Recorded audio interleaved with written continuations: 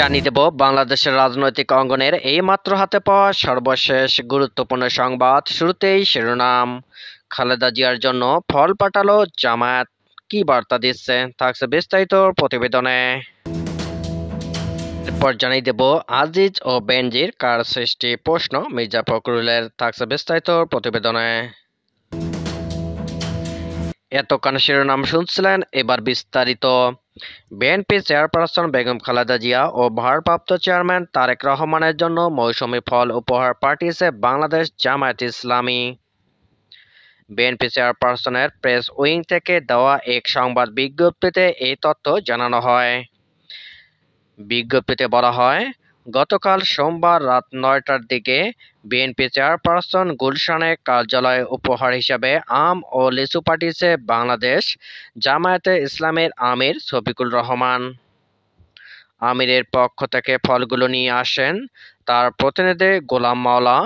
BNP chairperson ও ভারপ্রাপ্ত চেয়ারম্যানের পক্ষে উপহার আম ও লিচু গ্রহণ করেন বিএনপি চেয়ারপারসনের একান্ত সচিব এবিএম আব্দুস সত্তার রিয়াজউদ্দিন। সাবেক সেনাপ্রধান আজিজ আহমেদ ও সাবেক পুলিশ প্রধান বেনজির আহমেদ তারা কার সৃষ্টি এ প্রশ্ন করেছেন বিএনপির মহাসচিব মির্জা ফখরুল ইসলাম আলমগীর।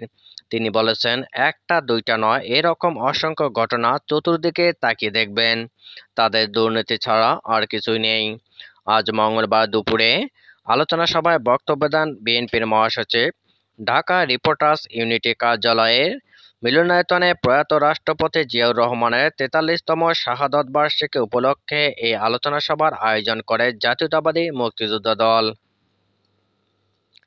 আজিজ আহমেদ ও বেনজির আহমেদের দুর্নীতির অভিযোগের বিষয়ে বিএনপির মহাসচিব বলেন, আজকে সাবেক সেনাপ্রধান আজিজ আহমেদ কথা বলা হচ্ছে। আজিজ কার সৃষ্টি, কাদের সৃষ্টি, আজিজের অবস্থান কোথায় ছিল, কোথা থেকে নিয়ে আসা হয়েছে। আজকে বেনজির আহমেদ কার সৃষ্টি, তার হাজার হাজার লুটের ইতিহাস বেরোচ্ছে। মির্জা ফখরুল ইসলাম আলমগীর বলেন, একটা দুইটা নয়, এরকম অসংখ্য ঘটনা চতুর্দিকে তাকিয়ে দেখবেন, তাদের দুর্নীতি ছাড়া আর কিছুই নেই। শুধু ঢাকাতে নয়, আপনারা যারা মফস্বলে বসবাস করেন সব জায়গায় একই অবস্থা। তাদের তথাকথিত নির্বাচনে তথাকথিত এমপি যা আছে তাদের নিমজ্জিত টাকার ভরে। সময় হয়ে গেছে। মির্জা ফখরুল বলেন, এরা পচে গেছে, দুর্গন্ধযুক্ত হয়ে গেছে, একেবারেই দুর্গন্ধযুক্ত। যতই মুখে কথা বলুক, যাই কথা বলুক, আসলে তো এদের কোনো অস্তিত্ব নেই। এক এক করে সব জায়গায় প্রকাশ হচ্ছে। তিনি আরো বলেন, আমি বলি সময় হয়ে গেছে, ঘোরাঘুরি অনেক করেছেন, বহু করেছেন, এখন দয়া করে ঘোরাঘুরি বন্ধ করে সঠিকভাবে যেন আপনার দাফন টাফন ঠিক মতন হয়, আপনাকে মানুষ যেন মনে রাখতে পারে, সেভাবে চিন্তা করে আপনারা সিদ্ধান্ত নেন। বিএনপি মহাসচিব বলেন, আমরা মনে করি এ দেশকে বাঁচাতে হলে নতুন চিন্তা ভাবনা নিয়ে এগোতে হবে।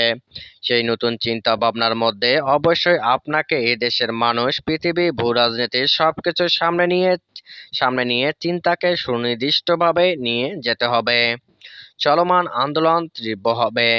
চলমান আন্দোলন শুধু বহালই নয়, তীব্র থেকে তীব্রতর হবে বলে উল্লেখ করেন মির্জা ফখরুল।